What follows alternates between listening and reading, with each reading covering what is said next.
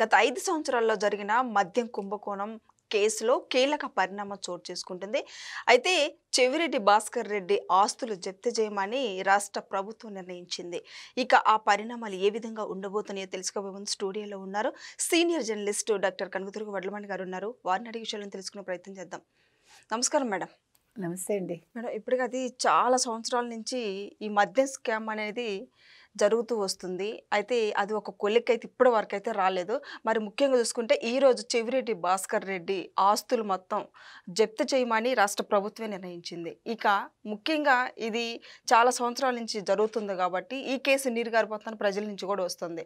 అయితే మొత్తానికి చూసుకుంటే ఈ చెవిరెడ్డి భాస్కర్ రెడ్డి వాళ్ళ ఫ్యామిలీ గురించి ఇక చేయబోతున్నారు, పరిస్థితి ఏంది మేడం? అంటే ఇది చాలా మంచి పరిణామం అండి. అసలు చాలా మంచి నిర్ణయం తీసుకుంది రాష్ట్ర ప్రభుత్వం. ఎందుకంటే మనం ఎప్పటి నుంచో చెప్తున్నాం, ఆర్థిక మూలాల మీద దెబ్బతీయండి, ఎవరైతే తప్పు చేశారో వదిలిపెట్టద్దు. ఎందుకంటే మీకు ఇవాళ చెవిరెడ్డి భాస్కర్ రెడ్డి అనే వ్యక్తి ఎట్లా రెచ్చిపోయాడో మనం చూసాం. కోర్టులో కావచ్చు, బయట కావచ్చు, ఆయన ఎగిరెగిరి పడ్డాడు. పైగా నాకు ఆరోగ్యం బాగలేదు, నాకు బెయిల్ ఇమ్మన్నాడు. రకరకాలుగా అన్ని డ్రామాలు ఆడారు వాళ్ళు. వాళ్ళ కొడుకు కావచ్చు మోహిత్ రెడ్డి, వాళ్ళు ఈ ఎలక్షన్స్ ముందు ఈ డబ్బంతా కూడా తీసుకెళ్ళి అక్కడ ఏ రకంగా పంచారు. దానికి అతను ప్రభుత్వ వాహనాలు అది తిరుపతి అర్బన్ డెవలప్మెంట్కి సంబంధించిన వాహనాలు వాడడం, ఆ రకంగా అన్నీ మనం మాట్లాడాము, చూసాము, విన్నాము. అయితే మేమేమీ తప్పు చేయలేదు, మా ఇంట్లో ఎవరు మద్యం తాగరు, నేను మద్యం కుంభకోణంలో నేను అసలు అలాంటి తప్పుడు పని చెయ్యను, మా ఇంట్లో 2 మనుషులు మేము పోగొట్టుకున్నాము, కావాలంటే నేను వీళ్ళందరూ కూడా మేము అక్కడ ఒట్టేస్తాము, లేకపోతే ఇక్కడ ఒట్టు వేస్తాము, ఇవన్నీ ఈ నాటకాలన్నీ మనం విన్నాం. ఇవాళ చెవిరెడ్డి భాస్కర్ రెడ్డి కావచ్చు, చెవిరెడ్డి భాస్కర్ రెడ్డి కొడుకు మోహిత్ రెడ్డి భార్య లక్ష్మి, తర్వాత ఇంకొక కొడుకు హర్షిత్ రెడ్డి, అందరి ఆస్తులు జప్తు చేయమని రాష్ట్ర ప్రభుత్వం నిర్ణయం తీసుకుంది. సో దీనివల్ల ఏమవుతుందంటేనండి, ఎప్పుడైతే మీ ఆర్థిక మూలాల మీద దెబ్బ కొడతారో, జప్తు చేసినవన్నీ కూడా మళ్ళీ రిలీజ్ చేయకూడదు. మొన్న వీళ్ళు వెళ్ళారు చూడండి, సాక్షి మీడియా, తర్వాత సాక్షికి సంబంధించి ఇవి విడుదల చేసేయండి మీరు అని వాళ్ళు కోర్టుకు వెళ్ళారు. సో నేను అనేది ఏంటంటే, ఒకసారి జప్తుకు వెళ్ళాక వాటిని వదలకూడదు. బికాజ్ మీరు ఇది ఇక్కడితో ఆగకూడదు. ఇంకా సజ్జలు ఉన్నారు, తర్వాత వైవి సుబ్బారెడ్డి ఉన్నారు, కరుణాకర్ రెడ్డి ఉన్నారు, రాబోతున్నారు రేపు, తర్వాత జగన్మోహన్ రెడ్డి అందరినీ మించి భారతీ రెడ్డి ఉన్నారు. మొత్తం అందరి ఆస్తులు కూడా జప్తు చేసి అవన్నీ కూడా ప్రభుత్వం ఖజానాకి వెళ్ళిపోవాలి. అది ప్రజల సొమ్ము కాబట్టి ఎవరు తినకూడదు. ప్రభుత్వ ఖజానాకి పంపించేసి ఆయా నియోజకవర్గాల అభివృద్ధికి వాడండి వాటిని. అది మంచిది కదా. అప్పుడు వాళ్ళ సొమ్ము వాళ్ళ ప్రజలకే వెళ్ళినట్టు అవుతుంది. ఇప్పుడు ఏ ఏ ప్రాంతాల్లో అంటే ఇప్పుడు చెవిరెడ్డి భాస్కర్ రెడ్డి సంపాదించిన ఆస్తి అసలు ఏ ఏ ప్రాంతాల నుంచి వచ్చిందో చూసుకుని కొంత అక్కడ ఖర్చు పెట్టాలి అట్లా. సో ఇవాళ ఇప్పుడు వైసీపీ ఏం మాట్లాడుతుంది, వైసీపీ సోషల్ మీడియా ఎలా స్పందిస్తుంది చూడాలి మనం. ఎందుకంటే ఇది చిన్న విషయం కాదు. ఇవాళ రాష్ట్ర ప్రభుత్వం ఇంత పెద్ద నిర్ణయం తీసుకుందంటే అంటే రాష్ట్ర ప్రభుత్వం చాలా సీరియస్గా ఉంది. ఈ కేసు ఏ విధంగానూ నీరు కారదు. ఇంకొక ముఖ్యమైన విషయం ఏంటంటే, ఇవాళ బీజేపీ సపోర్టు జగన్మోహన్ రెడ్డికి లేదు అనేది ముందుగా ప్రూవ్ అయింది మీకు. అంటే కొంచెం సందేహం ఉంది అందరికీ, అమిత్ షా ఏమైనా సాఫ్ట్ కార్నర్ చూపిస్తున్నారా వైసీపీ మీద, జగన్మోహన్ రెడ్డి మీద, లేదనే దానికి ఇంకో తార్కాణం ఎల్లుండి 21న జగన్మోహన్ రెడ్డి సిబిఐ కోర్టుకి హాజరు అవ్వబోవడం. అది ఇంకో పరిణామం, ఇంకో కీలక పరిణామం కదా. సో ఎల్లుండి ఆయన వెళ్ళాలి, వెళ్ళాక అరెస్ట్ అవుతాడా లేదు, వారం మళ్ళీ కోర్టుకు హాజరవ్వాలా, ఇది కూడా 6 ఏళ్ల తర్వాత ఆయన వెళ్ళబోతున్నారు. రేపు సుబ్బారెడ్డి నేను రాలేను తిరుపతికి, నాకు ఆరోగ్యం సహకరించట్లేదంటే మేమే మీ దగ్గరికి వస్తామని హైదరాబాదు వాళ్ళే వస్తున్నారు విచారణ చేయడానికి. సో కీలక పరిణామాలు చోటు చేసుకుంటున్నాయి.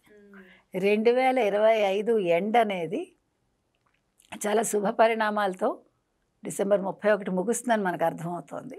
ఇప్పుడు ప్రతివాడు జగన్మోహన్ రెడ్డిని అరెస్ట్ చేయరా, మరొకరిని అరెస్ట్ చేయరా, అరెస్ట్ చేయటం గొప్ప కాదు, మనం ప్రతిసారి చెప్తున్నాం.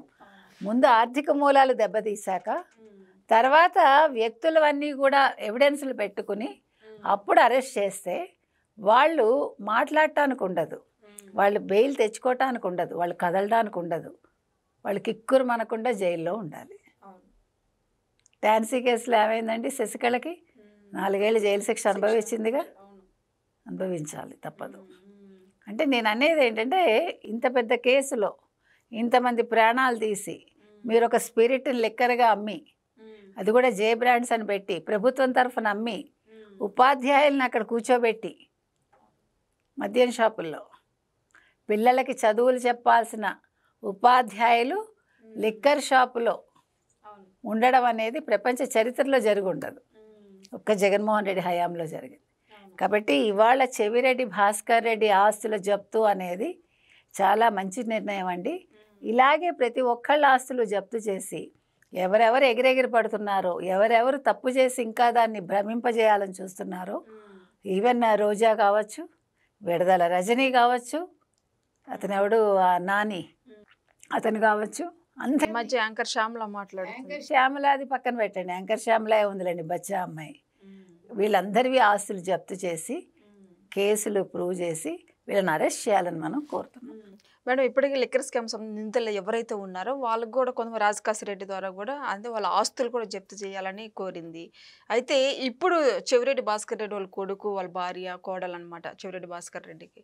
అయితే మొత్తానికి చూసుకుంటే వీళ్ళ ఆస్తులు ఇంకెక్కడెక్కడ ఉన్నాయేమో ఇప్పటికైతే అర్థం కావట్లేదు. ఎందుకు అర్థం కావు? సిట్టుకి అర్థం అవుతుందిలేండి, ప్రభుత్వానికి అర్థం అవుతుంది. ఇప్పుడు మీరు ఆస్తులు ఎక్కడ దాచారో వెలికి తీయటం పెద్ద విషయం కాదు. ఇప్పుడు ఒకప్పుడు అది చాలా కష్టం, ఇప్పుడు అన్నీ వాళ్ళే చెప్తారు, మీకు అదేం సమస్య ఉండదు. మీకు అల్లు అర్జున్ సినిమా ఉంది, అందులో అంతే, విలన్ బయట పెట్టిస్తాడు ఆస్తులన్నీ. సో అట్లా అన్నమాట జరుగుతుందిలేండి, ఏం వర్రీ లేదు. ఆస్తులు పట్టుకోవడం ఎంతసేపు అండి కదా. ఇప్పుడు కొత్తగా కూడబెట్టాలంటే వాళ్ళు కష్టపడాలి. ఉన్న ఆస్తులను పట్టుకుని ప్రభుత్వం సొంతం చేసుకోవాలనుకుంటే పెద్ద విషయం కాదు. కాబట్టి ఇవాళ చెవిరెడ్డి భాస్కర్ రెడ్డి కావచ్చు, ఆయన భార్య కావచ్చు, కొడుకులు కావచ్చు, కోడలు కావచ్చు, అందరి ఆస్తులు జప్తు అవుతున్నాయి. అంటే ఎగిరెగిరి పడితే వెంకటేశ్వర స్వామి మిమ్మల్ని ఎట్లా తొక్కేస్తాడో ఇవాళ చెవిరెడ్డి భాస్కర్ రెడ్డి ఆస్తులు చెప్తే ఒక ఉదాహరణ. అంటే తిరుపతిలో వెంకటేశ్వర స్వామితో పెట్టుకున్న వాళ్ళ విషయాల్లో మొట్టమొదటి వికెట్ చెవిరెడ్డి అండి. నెక్స్ట్ కరుణాకర్ రెడ్డి ఉన్నారు, సుబ్బారెడ్డి ఉన్నారు.